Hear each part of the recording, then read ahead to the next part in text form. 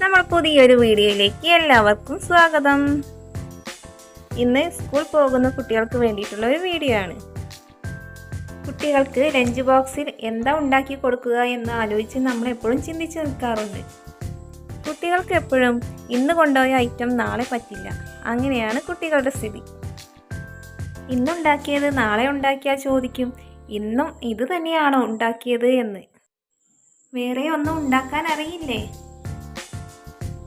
അതുകൊണ്ട് കുട്ടികൾക്കായി 2 തരത്തിലുള്ള ഫുഡാണ് ഇന്നുണ്ടാക്കുന്നത്.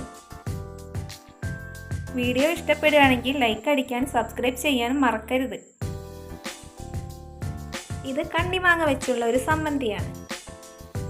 കണ്ണിമാങ്ങ ആർക്കാണ് ഇഷ്ടപ്പെടാത്തത്? പ്രത്യേകിച്ച് ഗർഭിണികളും കുട്ടികൾക്കും എന്തായാലും ഇഷ്ടപ്പെടും. ഈ സമ്മന്തി കാണുമ്പോൾ ചളി പിടിച്ച കളർ തോന്നുന്നുണ്ടാവും. ഞാനെടുത്ത മുളകിൻ്റെ കുഴപ്പമാണ് കേട്ടോ. ഇത് വെള്ള കാന്താരി മുളകാണ്, അതുകൊണ്ടാണ് ഈ കളറായത്. നിങ്ങൾ എടുക്കുമ്പോൾ റെഡ് കളറുള്ള ചീനമുളക് എടുക്കാൻ ശ്രദ്ധിക്കണം. ഞാൻ 2 കണ്ണി മാങ്ങയാണ് എടുത്തിട്ടുള്ളത്. മാങ്ങ എടുക്കുമ്പോൾ അധികം അളിയാത്ത മാങ്ങ നോക്കി എടുക്കണം. കുറച്ച് നാളികേരം ചിരകിയതും ചെറിയുള്ളിയും മുളകും കറിവേപ്പിലയും എടുക്കുക. മിക്സിയുടെ ജാറിലേക്കിട്ട് ക്രഷ് ചെയ്യുക. അങ്ങനെ നമ്മുടെ സമ്മന്തി റെഡി ആയിട്ടുണ്ട്. അമ്മിക്കല്ലിലാണ് ഈ സമ്മന്തി ചെയ്യുന്നതെങ്കിൽ കുറച്ച് ചോറ് കൂട്ടി കുഴച്ച് കഴിക്കാൻ മറക്കല്ലേ. അതിനൊരു രുചി വേറെ തന്നെയാണ് അല്ലേ. അടുത്തത് കുട്ടികൾക്ക് ഏറ്റവും കൂടുതൽ ഇഷ്ടപ്പെടുന്ന ബിരിയാണിയുടെ മോഡലാണ് കേട്ടോ ചോറ്. ചോറ് ആദ്യം തന്നെ വേവിച്ച് വെക്കണം. കുട്ടികൾക്ക് എന്തായാലും ഇഷ്ടപ്പെടും. ഇഷ്ടപ്പെട്ടാൽ ഷെയർ ചെയ്യാൻ മറക്കല്ലേ.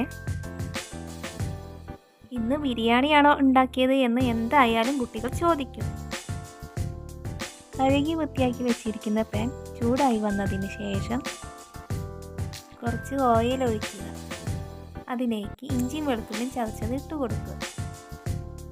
അതൊന്ന് മൂത്ത് വരുമ്പോൾ നേരത്തെ അരിഞ്ഞു വെച്ച ഉള്ളിയും തക്കാളിയും ഇട്ട് കൊടുക്കുക.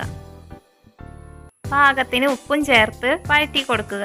അതിലേക്ക് 1/4 സ്പൂണ് മല്ലിപ്പൊടി, 1/4 സ്പൂണ് മഞ്ഞൾപ്പൊടി, 1/4 സ്പൂണ് മുളകും പൊടി, 1 സ്പൂൺ ചിക്കൻ മസാലയും ചേർത്ത് ഇളക്കുക.